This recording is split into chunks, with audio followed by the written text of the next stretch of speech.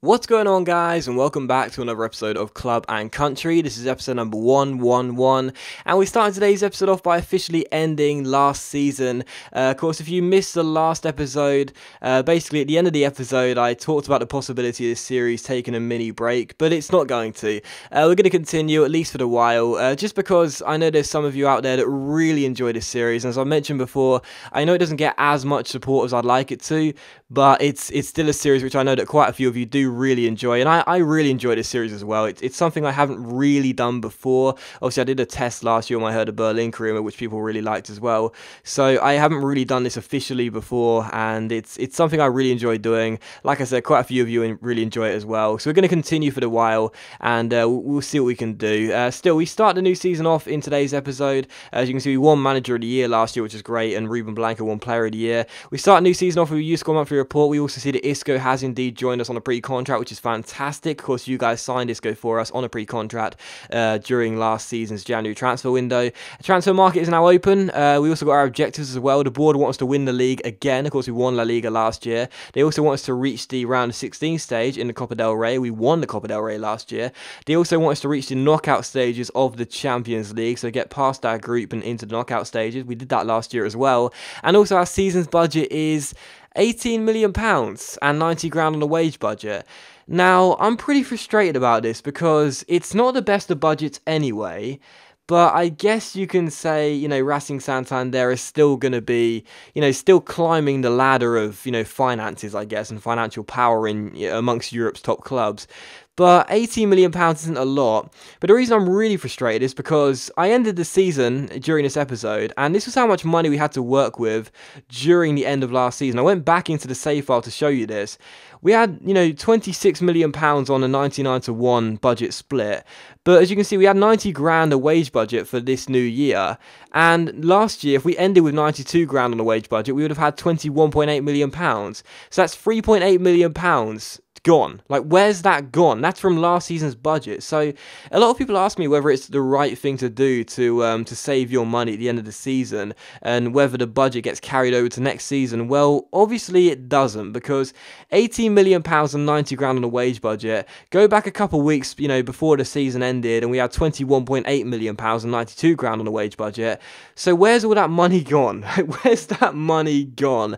I'm really frustrated about that, man. Like, seriously, because technically your season's budget could just be last season's budget and it just gets carried over.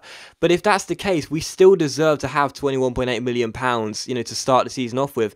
We if nothing else, we've lost £3.8 million, basically. That if we haven't lost £21.8 million, and that season's budget we've got is basically just due to our last season's performances in terms of prize money for winning La Liga, doing well in the Champions League, winning the Copa del Rey as well, we've still lost £3.8 million, if nothing else, So I'm really frustrated about that. But I also decided to request some funds, but this frustrated me even more. I asked for £3 million, and here's what the board said. We've reviewed your request. Unfortunately, given your performance at the club, we are not confident at this time that these additional funds will bring success to the club. We have thus decided to not approve your request. And it's like, what? Given my performance at the club? Mate, we just won La Liga last year, we reached the quarterfinals in the Champions League in our debut season in that competition, and we won Copa del Rey, and you won't even give me £3 million. What? That's ridiculous. So I was really frustrated about that. The board won't give us any money whatsoever. And also Iosa Perez as well, as you'll see in a minute's time, got a transfer offer coming in from Genoa. But as you can see, we also decided to promote Julio Barrios as well from the academy. As you can see, he looked like a really decent youngster. So Iosa Perez had a bid from Genoa here. And this season, with that £18 million in the budget, I don't even know what we're going to do with that, because, I mean, we could sell one of our players and, try and sign a better first 11 player. But I don't want to be a selling club. I don't want to be a club that has to sell their best players in order to get more money to improve the squad depth, for example. I think our squad depth is fine. The first 11's fine as well. But I was hoping to make one signing for the first 11. Every single year I always make at least one signing for the first 11 that improves the team just a little bit. And that's why this series is all about progression. There's always like one signing at least we make per season season to add to the first 11. This year I was thinking, even though I love Ruben Blanco and he won Player of the Year as well last year, and he's a monster in game, because he's not growing as well as we'd like, I thought maybe we'd look to sign someone like David De Gea, for example, but we won't be able to afford him, so I don't, whoever we buy basically probably won't go into the first 11 because they won't be able to take out one of the players. The only player that could get dropped is Paco Candela, or of course Ruben Blanco. But if we got rid of Paco Candela, we're losing our best academy player with the potential to be special, so I don't want to do that either. So I don't really know what to do this season. I've been really frustrated with the budget, but also as well, Alban Toza looks like he might be leaving the club. He's 30 years old, he's our oldest player, he's the only player in the 30s, and he looks like he is on his way out of the club to Osasuna. We counter offer asking for 950 grand, and I think Alban Toza has played his last game for the club, because Alban Toza, he's not happy, he's not getting in the team very often, he's on 20 grand a week, he's decreasing in stats, and I don't know, like he's a decent squad player. We will love Alban Toza for how big and strong he is, and the fact he always does really well for us. He's been with us since season 2, but yeah, I don't think Alban Toza is going to play too many minutes anymore. We're trying to get a younger squad as well, so I think Alban Toza is probably on his way out. But yeah, so I don't really know what we're going to do this year in terms of the budget. Like I always have a plan going into the new season. I'll look at the season's budget and go, okay, I'll draw up a short list of players and then look to sign, whoever we can afford, and maybe someone, if we have some money left over, maybe someone else. But this year, it's like, my main aim coming into the season is looking for possibly like a goalkeeper like David De Gea. But, other than that, I'm not really sure what we would have done. But even so, I would have expected more than £18 million. I've been really frustrated about that. But that's the situation we're in right now. We'll have to wait and see what we can do. And there you go. Also, America's on his way to CD Lugo on a season-long loan. We also have some bids for Ruben Blanco as well, but Blanco is going to be going nowhere. As I said, I do, I am considering getting a goalkeeper, but I still do want to keep Ruben Blanco here. Young Ju is out of the club as well. He's going to Stevenage for £70,000. He didn't do anything for us, so that's totally fine with me.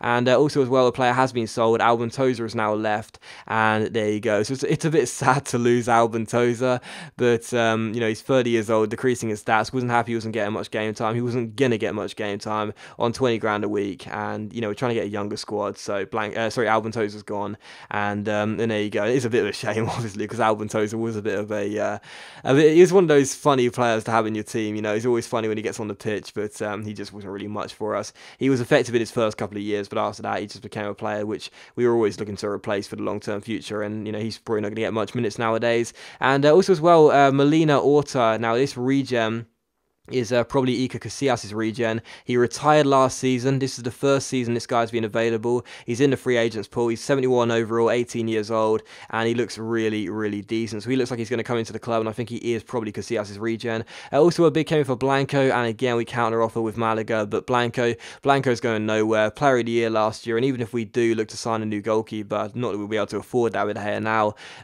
Blanco would still be understudy to him, and I'd have no problem with that. Fiorentina want Carvajal as well. We asked for £20 million, and I can't see them matching that. And also, Borussia Mönchengladbach won't reach the counter offer we asked for Ruben Blanco. So Blanco effectively is pretty much going nowhere. I do counter offer quite a lot. It's just because there's sometimes a club will match an unreasonable fee. As you can see with Morata here, Lazio said they'd give us £25.5 million, and I asked for £60 million, just because sometimes the club will actually match that ridiculous fee, and you'll get a hell of a lot of money that you thought you probably wouldn't get.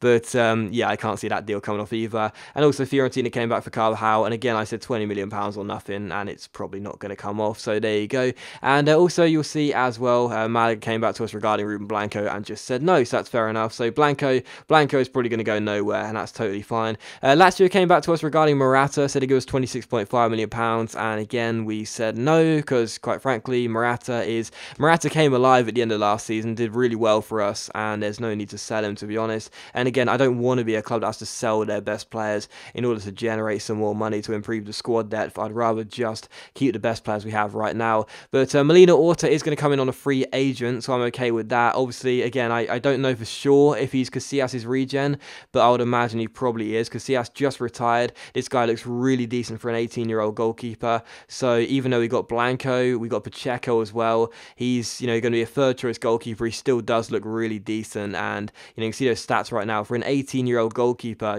Just coming into his professional career, those are some really solid stats. And goalkeepers do take a while to grow, but as you can see, he's also got that really annoying glitch where he's actually not the rating he seems to be, as you would have seen there in the R3 player bio, he's actually a 69 overall, not 71 overall. That's so annoying. In my career mode, that happened with Manciao as well. It's happened before many times. It's so frustrating, but he's actually a 69 overall player, not a 71 overall. But still, loads and loads of bids for Ruben Blanco. The guy has got so many coming in for him right now. As I mentioned before, I'll pretty much always counter offer, just because sometimes a club will match those unrealistic bids you're asking for and fees you're asking for. So it's sort of a just in case, if you will. But sometimes I'll reject them as well. But you know, it's highly unlikely Blanco's going to go anywhere, because he's just such an awesome player for us. He's always in excellent form, and there you go.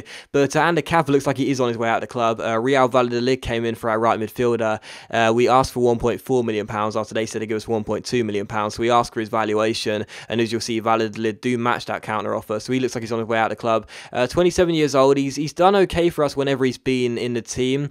He's not really I wouldn't say he's not good enough for the team anymore, but there are players that are better than him. He's 27 years old, 15 grand a week, and there are some academy players that are coming out of the academy right now that are just as good as him. So I'm okay with him getting sold, and as Valladolid do match the counter offer, his departure is imminent. And also the last thing you'll see is some more bids for Ruben Blanco, but of course Blanco is going nowhere. We're going to continue to counter offer just in case clubs will give us an unreasonable amount of money for him, but I certainly can't see it happening. But still, the last thing you'll see is a pre-season friendly to wrap the episode off, and as per usual, the start of the new season, the first episode is always filled with just business, just emails and nothing else. If you don't like episodes with no games, then I do apologise for that, but hopefully you enjoyed the episode, and hopefully you guys are going to be glad that Club and Country is going to stay. But that is going to end the episode, guys, so as always, a big thank you for watching the video. I really do hope you have enjoyed it. If you have enjoyed today's episode of Club and Country, then please do leave a like, it's much appreciated, and of course it really does help my channel out, but of course you don't have to leave a like if you don't want to, and I'll see you for the next episode of Club and Country very soon.